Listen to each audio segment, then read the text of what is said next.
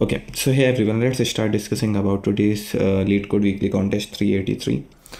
So let's first talk about the difficulty. तो जो first problem थी वो जैसे स्टैंडर्ड ही मतलब काफ़ी इजी होती है वैसी थी.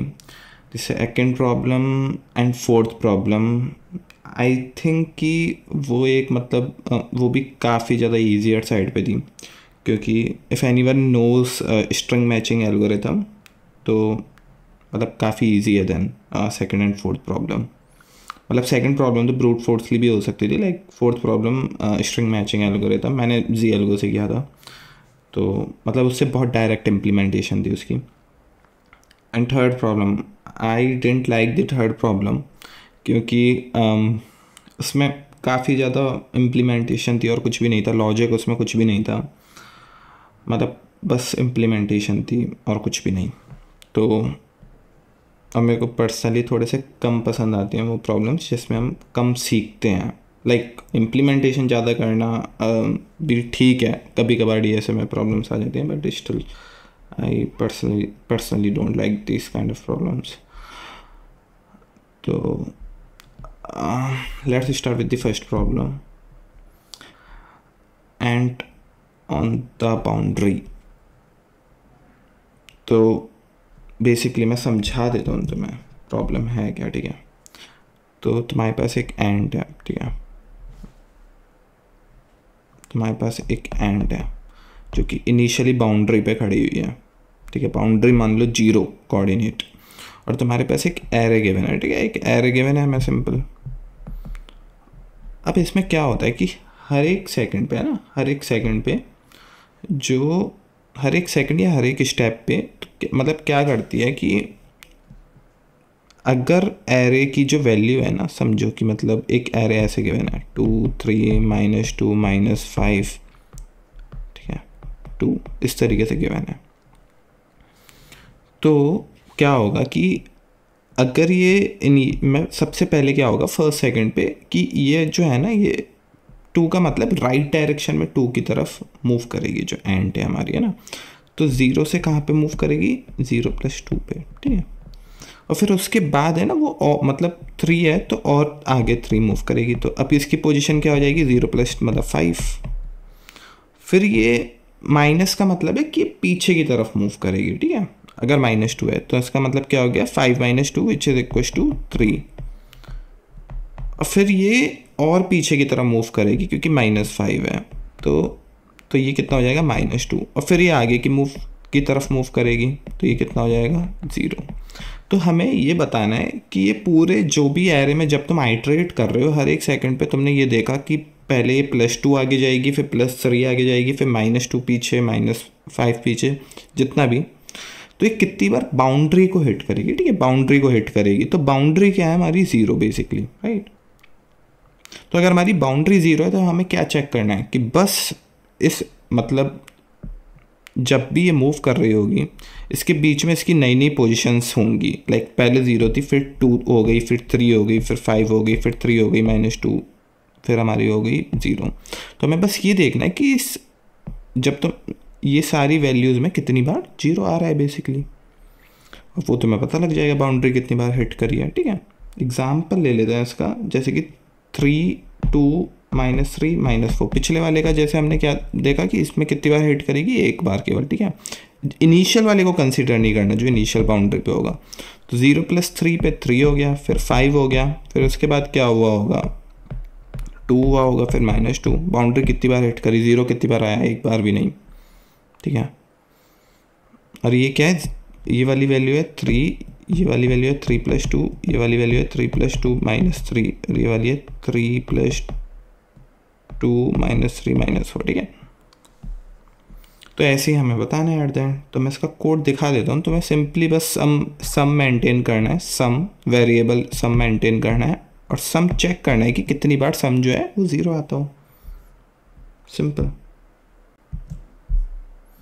तो इसको देख लेते हैं.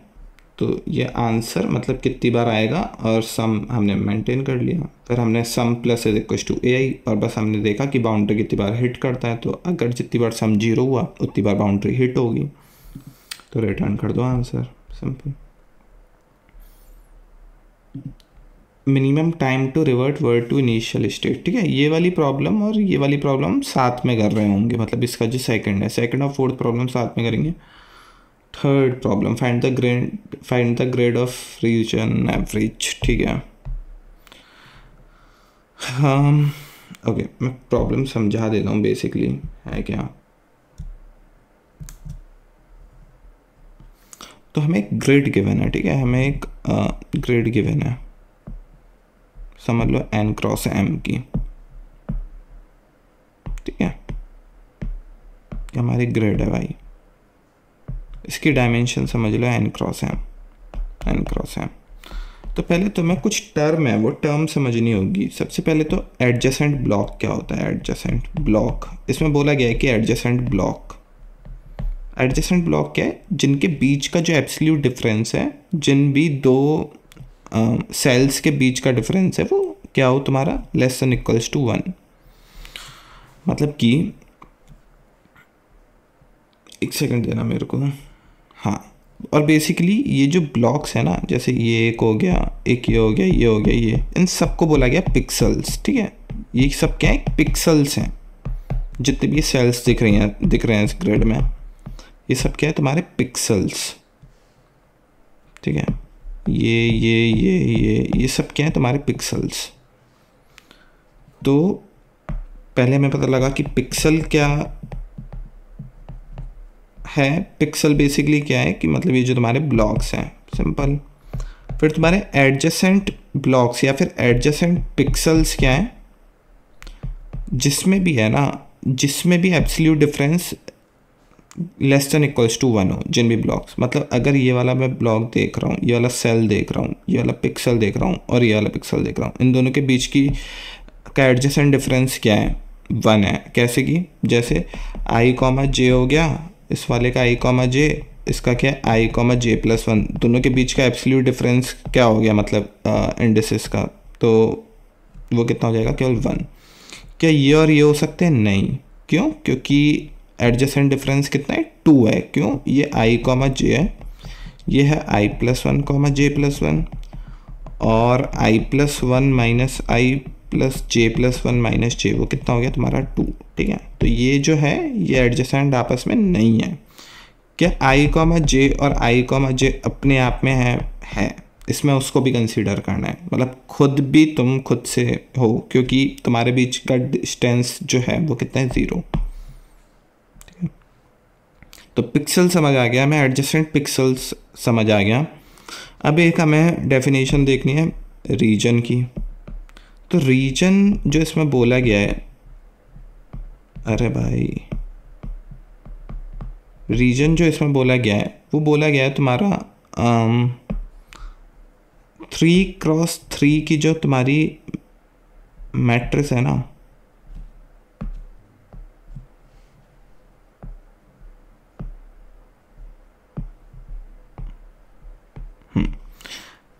तुम्हारी 3x3 की सब मैट्रिक्स, काफ़ी सारी मैट्रिसेस हो सकती हैं इसमें, राइट, काफ़ी सारी मैट्रिसेस हो सकती हैं, मैट्रिसेस नहीं सॉरी, सब मैट्रिसेस हो सकती हैं इसकी। तो हमें केवल कौन सी वाली कंसीडर करनी है, 3x3 की। तो वो 3x3 की सब मैट्रिक्स जिसमें कि हर एक ब्लॉक के लिए, हर एक सेल के लिए, हर एक पिक्सल के लिए उसकी एडजेसेंट वैल्यू, मतलब ये एक पिक्सल हो गया तो इसकी एडजेसेंट ये हो गई, ये हो गई, और ये खुद अपने साथ हो गई।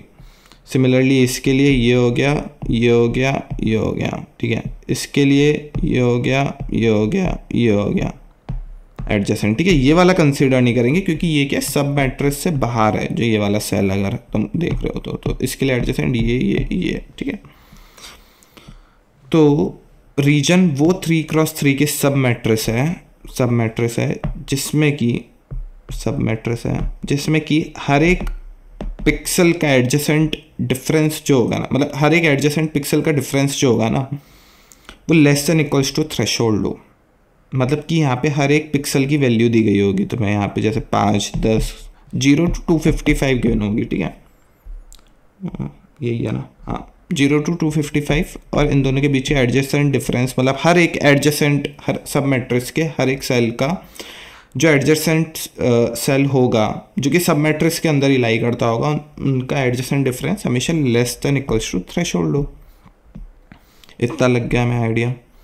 तो बेसिकली ये तुम्हें आइडिया लग गया। अब तुम्हें क्या करना है कि अब इसमें कुछ भी नहीं है, मतलब लॉजिक लगाना, राइट। मतलब बस तुमने प्रॉब्लम समझी और अब बस तुमको इम्प्लीमेंट करना है। तुम क्या करोगे बेसिकली, हाँ अभी थोड़ा सा और है, मतलब कि और मैं आगे बता देता हूँ, प्रॉब्लम पूरी बताना भूल गया मैं। तो हर एक ब्लॉक जो है ना, हर एक तुम्हारा जो हर एक सेल होगा जो तुम्हारा, मैं बोल दूँ कि हर एक सेल होगा तुम्हारा, हर एक सेल वो तुम्हारा जो है ना काफ़ी सारे रीजन्स के संग रीजन्स में लाई कर सकता है, ठीक है। हर एक सेल काफ़ी सारे, केवल एक नहीं, मल्टीपल रीजन्स में लाई कर सकता है, ठीक है। मल्टीपल रीजन्स में लाई कर सकता है। तो सोचो अगर कोई एक सेल या फिर एक पिक्सल अगर तुम्हारा 4 रीजन में लाई करता हो, 4 रीजन में, तो उस सेल की जो वैल्यू होगी ना वो क्या होगी, जो तुम्हारा पहला रीजन था, रीजन क्या होगी 3x3 की मैट्रिक्स, जो तुम्हारा पहला रीजन था उसकी सारी वैल्यू का एवरेज, जो तुम्हारा दूसरा रीजन था उसकी सारी वैल्यू का एवरेज, ऐसी तीसरे की भी सारी वैल्यू का एवरेज, ऐसी चौथे की भी सारी वैल्यू का एवरेज, और इन चारों एवरेज का एवरेज। तो ये इस सेल की नई वैल्यू होगी, जो कि हमें हर एक सेल की नई वैल्यू निकाल के रिटर्न करनी है, ठीक है। और अगर ये किसी भी रीजन को बिलोंग नहीं करता होगा ये वाला सेल, तो इसकी वैल्यू होगी जो हमें पिक्सल ऑफ आई जे के बराबर, सेल ऑफ आई जे की वैल्यू हो जाएगी पिक्सल ऑफ आई जे, अगर ये किसी के संग भी बिलोंग नहीं करता होगा।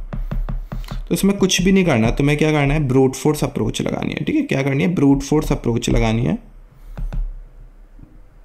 तुम्हें सिंपल आइटरेट करना है, सिंपल आइटरेट करो पूरी सब मैट्रिक्स पे, उसकी हर एक सब मैट्रिक्स पे आइटरेट करो 3x3 की, ठीक है। उसके हर एक सब मैट्रिक्स पे वो सब मैट्रिक्स देखो कि उसमें जो है हर एक एडजेसेंट का जो डिफरेंस है वो less than equals to threshold है कि नहीं है। अगर है, समझो कि इसमें हर एक एडजेसेंट का difference less than equals to threshold है, तो ये सब मैट्रिक्स क्या है, एक रीजन है, ठीक है, एक रीजन है। और ये रीजन किस किस पिक्सल को बिलोंग करता होगा, बेसिकली इस वाले को, इस वाले को, इस वाले को, इस वाले, इन सब एलिमेंट्स को जो है ना बिलोंग करता होगा। तो इसकी जो वैल्यू है उसमें तुम क्या करो कि तुम्हें बेसिकली अब 2 नई एरे मेंटेन करनी पड़ेंगी। एक तो इसके लिए काउंट एरे, हर एक मतलब कि n×m की एक काउंट एरे बना लो और एक सम एरे बना लो, ठीक है। काउंट एरे क्या होगी तुम्हारी, जितनी बार मतलब वो काउंट करेगी कि तुम्हारा ये जो सेल है ना, हर एक सेल वो कितने रीजन में आता है, ठीक है। अगर ये समझो कि ये 4 रीजन में आता है ये वाला सेल, तो हम बेसिकली यहाँ पे काउंट की वैल्यू 4, हर बार जितनी बार आती जाएगी हम एक एक बढ़ाते जाएंगे, ठीक है। तो 4 और 3x3, और ये देखना पड़ेगा तुम्हें कि, और एक सम मैट्रिक्स भी बनाओगे। इसमें क्या चेक करोगे तुम, जितनी भी तुम्हारी 3x3 की है, जैसे समझो ये रीजन पता लग गया कि एक रीजन है, तो इसमें क्या करोगे कि इसका पूरे का सम का एवरेज निकालोगे और वो इसको असाइन कर दोगे, ठीक है। तो तुम्हारे पास सम एरे में अभी क्या आएगा कि सम ऑफ एवरेजेस आ जाएगा, हर एक 9x9 का एवरेज होगा और तुम्हारा हर एक सेल के लिए सम ऑफ एवरेजेस आ जाएगा जितने भी रीजन को बिलोंग करता होगा, ठीक है। सोचो ये किसी और उसमें आता 3x3 में, ये वाला सेल होता और दूसरी कोई 3x3, ये आई जे है, समझो ये भी आई जे होता, तो यहाँ पे मैं, और ये एक रीजन ही होता, तो इसमें बेसिकली मैं क्या करता, इसका काउंट जो है ना वो कितना हो जाता, काउंट ऑफ आई जे कितना हो जाता हमारा, हो जाता 2, और ये जो वैल्यू है, जो ये वाली वैल्यू है, ये सम ऑफ एवरेजेस, वो क्या हो जाता है, इसका एवरेज प्लस इसका एवरेज, इन दोनों का एवरेज का सम। और एंड में हमें क्या करना है कि हर एक का जो सम ऑफ एवरेजेस है डिवाइड कर देना है, तो मैं उसके काउंट से, जो तुमने काउंट कितने रीजन में आता होगा वो सेल वो लिख दिया। तो तुम्हारे पास जो तुमने सम वाली वो बनाई थी, सब मतलब मैट्रिक्स बनाई थी, उसमें तुम्हारा सम ऑफ रीजन एवरेजेस होगा n×m की, और n क्रॉस m की तुम्हारे पास काउंटर वो मैट्रिक्स है, तो उस पर तुम हर एक सेल के लिए तुम ये भी मेंटेन कर रहे हो कि कितने रीजन्स में आता होगा, तो बस एट द एंड उनको डिवाइड कर दो, आंसर आ जाएगा। ठीक है, इसका कोड दिखा देता हूँ। तो बेसिकली ठीक है, ये कोड है। मतलब सबसे पहले ये मैंने बी मैट्रिक्स में, समझो कि बी और सी दो मैट्रिक्स ले ली। बी में मैं मेंटेन कर रहा हूँ सम ऑफ एवरेजेस ऑफ रीजन्स हर एक सेल के लिए जिस भी रीजन को बिलोंग करता होगा, और सी में मैं उनका काउंट कितने रीजन्स को बिलोंग करता होगा। मैंने इनिशियलाइज दोनों को 0 0 से कर दिया, और उसके बाद मैंने क्या किया कि सिंपली मैं आइट्रेट किया इसके ऊपर, पूरी सब मैट्रिक्स के ऊपर, इसकी हर एक सब मैट्रिक्स के ऊपर। ठीक है, ये सिंपली हर एक सब मैट्रिक्स के ऊपर आइट्रेट करने का तरीका है। और फिर ये क्या है कि मैंने है ना उसके जो भी सेल है, जो भी हम सेल को कंसीडर कर रहे हैं, मतलब ये के और एल वाली जो होंगी ना, ये सब मैट्रिक्स को डिनोट कर रही होगी। ये आई जे है बॉटम वाला, सॉरी लेफ्ट टॉप मोस्ट वाला मैट्रिक्स का पॉइंट होगा। मतलब कि अगर तुम्हारी सब मैट्रिक्स है कुछ ऐसे 3 5 4 2 3 6 3 8 9, तो मैं इसको डिनोट कर रहा हूँ आई जे से। ठीक है, आई जे से। तो ये मैट्रिक्स कहाँ तक जाएगी, i+2 और j+2 तक, तो इस वाले तक 9 तक। ठीक है, तो इसमें मैं हर एक का बेसिकली सम निकाल लेता हूँ मैं। इसमें मैंने हर एक सब मैट्रिक्स के हर एक एलिमेंट का सम ले लिया है। और मैंने क्या किया है कि जब मैं पूरी सब मैट्रिक्स पे आइट्रेट किया हूँ तो के और एल की हेल्प से किया हूँ। और इसके बाद ये मैंने क्या किया है कि सिंपली मैंने सारे के सारे हर एक के और एल के हर एक एडजेसेंट सेल्स को देखा। मतलब 3 के लिए क्या होगा 6 2 5 8, 8 के लिए क्या होगा 3 9। तो बस फिर मैंने ये कंडीशन लगा दी, और ये वाले मैं हर एक एडजेसेंट पे कैसे गया, इससे xi + yi, मतलब k + xi और l + y इन से किया है, तो x plus sorry k + x इन और l + y इन, वो तुम्हारा होगा k और l के लिए एडजेसेंट। ठीक है, सोचो कि तुम 2 पे हो, 2 k और l है। ठीक है, मतलब 0 0 1 0, मतलब ऐसे इंडेसेस के टर्म्स में नहीं बता रहा मैं। अगर तुम 2 पे हो तो 3 और 3 वो हम बस एडजेसेंट पे जाने का ये तरीका है कि ये तुम ऐसे जा सकते हो +1 -1 करके बेसिकली, राइट। तो ये तुमने कंडीशन चेक करी कि भाई ये सब मैट्रिक्स में होना चाहिए और ये इसका एडजेसेंट होना चाहिए। ठीक है, तुमने एडजेसेंट चेक कर दिया कि के और एल का क्या एडजेसेंट है, k + x n और l + y। अगर ऐसा है तो हमें क्या करना है कि इसकी एब्सोल्यूट वैल्यू जो होगी, इसकी एब्सोल्यूट वैल्यू जो होगी एडजेसेंट और इसके बीच की, के और एल इंडेक्स वाले एलिमेंट के बीच की पिक्सल की, वो अगर तुम्हारी ग्रेटर देन थ्रेशोल्ड हो, तो मैंने फ्लैग 1 ले लिया। मतलब कि मैंने मान लिया कि ये वाली पहले सब मैट्रिक्स जो है वो एक रीजन है। अगर ऐसा नहीं होता तो फ्लैग को 0 कर दो। अगर फ्लैग समाउ 1 हो जाता है तुम्हारा, मतलब कि तुम्हारा ये रीजन है, तो उसकी हर एक सेल पे जाओ और उसकी जो वैल्यू है इनिशियलाइज उसमें सम कर दो। जो हमारी सम मैट्रिक्स है ना, बी वाली मैट्रिक्स, उसमें += sum/9 कर दो। ठीक है, सम जो तुमने सब मैट्रिक्स का सम निकाला था उसको डिवाइड कर दो 9 से, और तुम उसको बी वाली जो सम ऑफ रीजन्स वाली तुम्हारी जो वो होगी, सम ऑफ एवरेजेस ऑफ रीजन्स, ठीक है, उसमें तुम बी वाली मैट्रिक्स में वो सम कर दो। मतलब ये तुम्हारा क्या है, रीजन का एवरेज। तो उस वाले हर एक तुम सब मैट्रिक्स पे गए और उसके हर एक एलिमेंट पे तुमने उसकी वैल्यू को इंक्रीज कर दिया सम ऑफ एवरेजेस, सॉरी एवरेज से। ठीक है, तो और तुमने काउंट भी अपना इंक्रीज कर दिया 1 से। ठीक है, और फिर तुम्हें सारी की सारी सब पे आइट्रेट करना है और तुम्हें चेक करना है कि बेसिकली तुम्हें चेक करना है कि अगर तुम्हारा कोई भी एक एलिमेंट किसी में भी आता होगा किसी भी रीजन में, तो उसकी सी के एल वाली वैल्यू होगी। सी क्या है तुम्हारी, सी है तुम्हारी कितने रीजन्स में आता होगा, राइट। तो उस वाले केस में तुम्हें बस ये सम ऑफ एवरेजेस का भी एवरेज लेना है। तो तुमने ये इस तरीके से निकाल लिया। अदरवाइज़ क्या करना है कि तुम्हें उसके बराबर ही जो पहले पिक्सल की ओरिजिनल वैल्यू थी बस वही इनिशियलाइज कर देनी है। तो ये हमने कर दिया और रिटर्न कर दिया मैं भी। अब ये तुमने देखा होगा कि काफ़ी कम अच्छी इम्प्लीमेंटेशन दी इसकी, मतलब मेरे को पसंद नहीं आया प्रॉब्लम ये। तो अब ये वाली प्रॉब्लम देखते हैं। जो ये वाली प्रॉब्लम है ये बहुत ज़्यादा स्टैंडर्ड प्रॉब्लम है लाइक, और ये अभी दूसरी बार आ गई ये सीधा लीड कोड, दूसरी तीसरी बार देख ली मैंने रिसेंट कॉन्टेस्ट में। मतलब इस तरीके की जो जी एल्गो पे प्रॉब्लम होती है। तो हाँ, तो बेसिकली ये प्रॉब्लम मैं बता देता हूँ कि minimum time to revert to initial state second. तो बेसिकली क्या है कि हमें एक वर्ड गिवन है, ठीक है, हमें एक वर्ड गिवन है और तुम क्या करते हो बेसिकली तुम हर एक सेकंड पे है ना, हर एक सेकंड पे उसके इनिशियल के कैरेक्टर्स उठाते हो, ठीक है।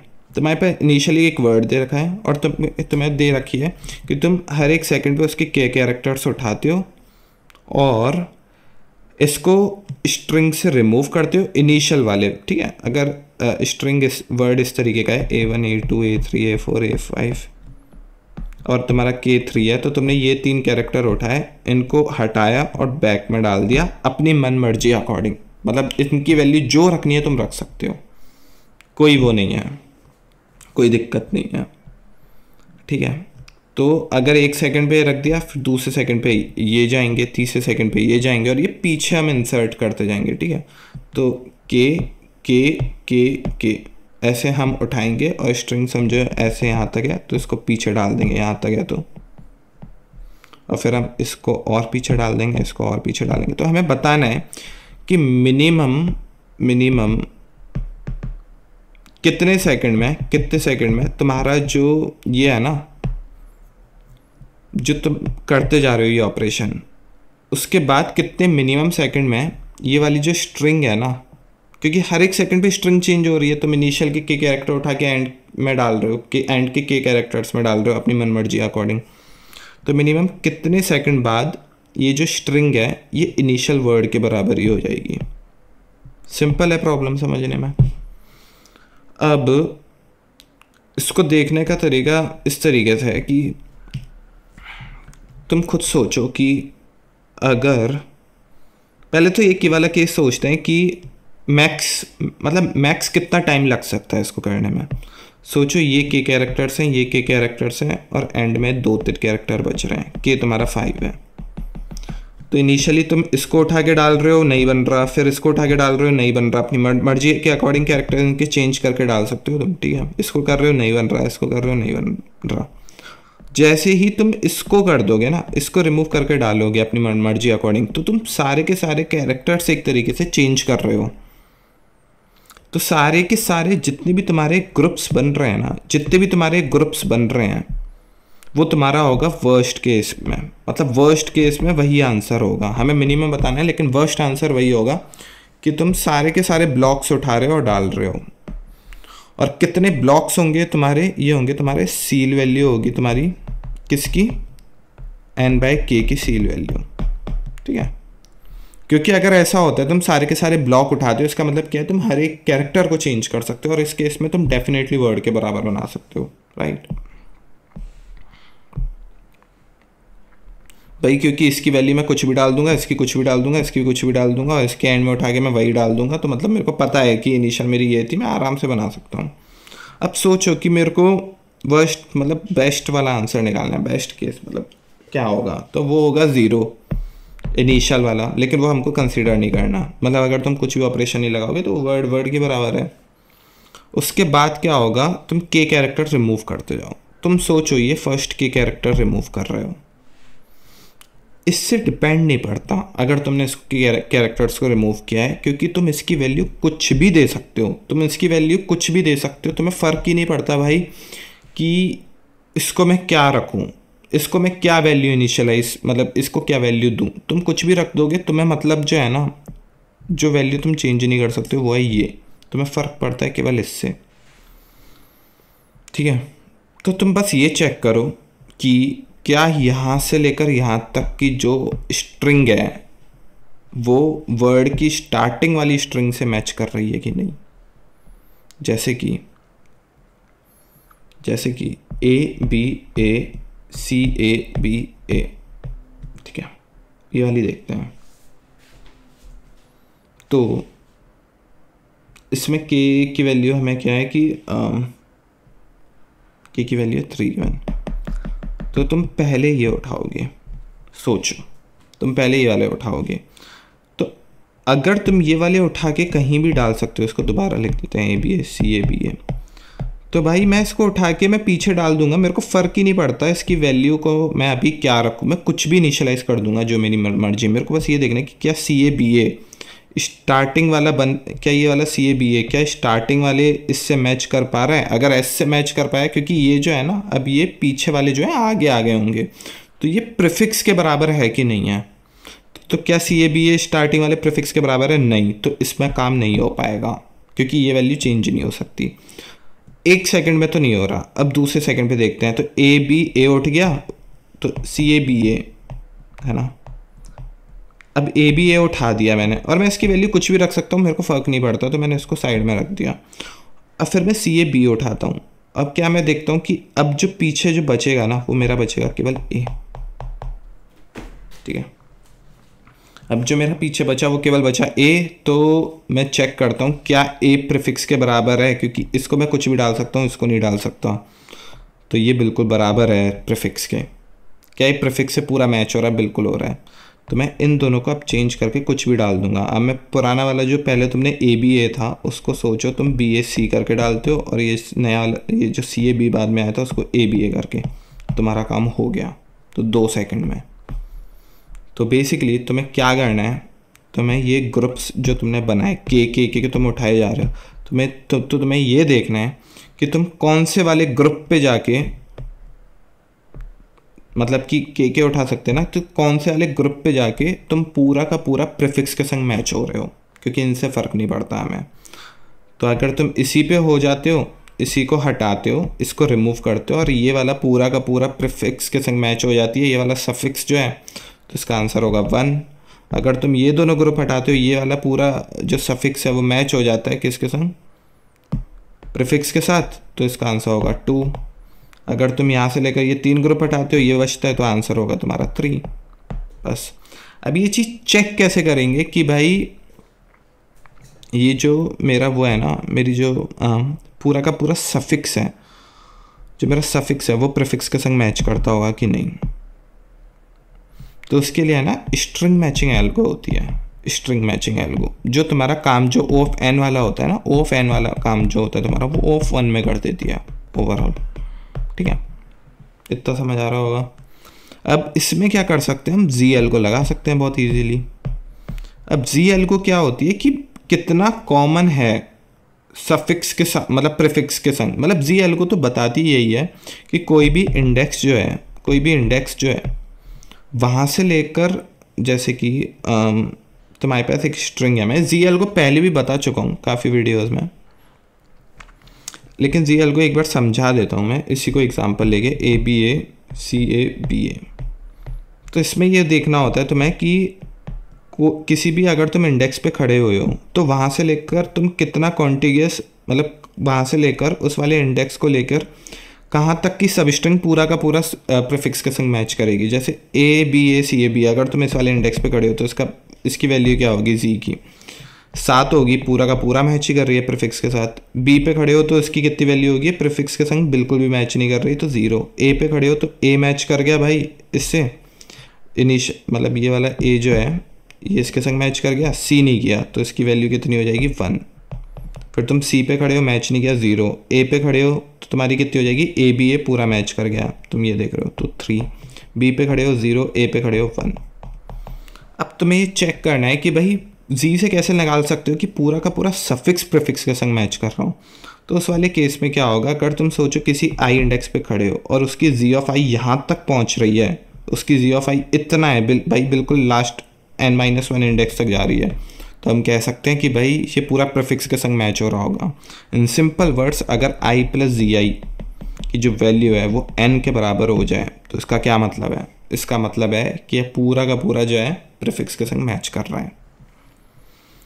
तो उस वाले केस में हम बोल सकते हैं कि इसका जो सफिक्स है वो पूरा का पूरा किसके संग मैच कर रहा होगा, प्रीफिक्स के साथ। ठीक है, अगर तुम आई इंडेक्स पे खड़े हो तो उसका जो पूरा का पूरा सफिक्स है आई से लेकर n-1 का वो प्रीफिक्स के संग मैच कर रहा होगा, 0 से लेकर j जो भी इंडेक्स होगा। ठीक है, और बस मैंने जैसा अप्रोच बताया वैसे हम कर सकते हैं इसको, कि हम हर एक ब्लॉक रिमूव करते जाएंगे और हम चेक करते जाएंगे कि सफिक्स जो है वो मैच कर रहा है कि नहीं। और तुम बता देना अगर ZL को पे वो बनानी हो वीडियो, क्योंकि ZL को काफ़ी ज़्यादा प्रॉब्लम्स में आ रहा है आजकल।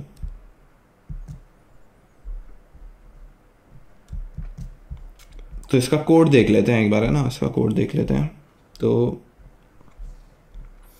यहाँ पे मैंने सिंपली क्या किया कि z फंक्शन है या कुछ भी नहीं है, z वैल्यू निकालने के लिए टेम्पलेट है, सीधा कॉपी पेस्ट करता हूँ मैं CP एल्गोरिथम से। तो इसके बाद हमारा वर्स्ट केस आंसर लिख लिया मैंने कि तुम्हारे कितने ब्लॉक्स हैं, सारे के सारे ब्लॉक्स रिमूव कर दोगे तो तुम्हारा आंसर जो आएगा वो वर्स्ट वाला होगा। तो आंसर वो ले लिया मैंने, ये बस z वैल्यू कैलकुलेट करी मैंने। और मैंने ये हर बार हमें पहले, अब खुद सोचो, मैंने लूप जो है ना वो k से लगाया है। क्यों? क्योंकि हम पहली चांस में कौन सा वाला 0 से k-1 तक का एक ब्लॉक होगा, उसको तो हम रिमूव करने वाले को कंसीडर ही करेंगे, राइट। मतलब अगर हम उसके बिना कंसीडर कर देंगे तो आंसर आ जाएगा 0, लेकिन वो हमें कंसीडर नहीं करना, प्रॉब्लम में गिवन है। तो मैं k इंडेक्स पे गया और मैंने चेक किया कि क्या भाई i + zi जो है वो n के बराबर है। अगर ऐसा है तो मैंने बस आंसर को मिन कर दिया काउंटर के संग। काउंटर क्या है कि कितने ब्लॉक हो चुके हैं, इनिशियली मैं एक ब्लॉक उठा चुका हूँ। ठीक है, तो काउंटर को 1 कर दिया, काउंटर ++। वैसे यहाँ पे ब्रेक लगा देना, यहाँ पे सीधा रिटर्न काउंटर कर देना चाहिए था मेरे को, लेकिन कोई बात नहीं। ठीक है, फिर इसके बाद मैं 2 ब्लॉक उठाऊंगा। तो 2 ब्लॉक का मतलब क्या है कि k और k, तो अब मैं 2k पे आऊँगा। तो मैं बस 2k पे तो चेक करूँगा कि भाई 2k पे क्या उसके संग मैच हो रहा है, प्रीफिक्स के संग। अगर ऐसा है तो हमारा जो होगी, हमारा मतलब i + zi उस वाले केस में n के बराबर होगा, और आंसर कितना हो जाएगा 2, ऐसी 3, ऐसी 4। बस ये चीज़ चेक करते जानी है, एंड में रिटर्न कर देना है आंसर। ठीक है, आई होप तुम्हें वीडियो अच्छी लगी होगी। Okay then, bye bye.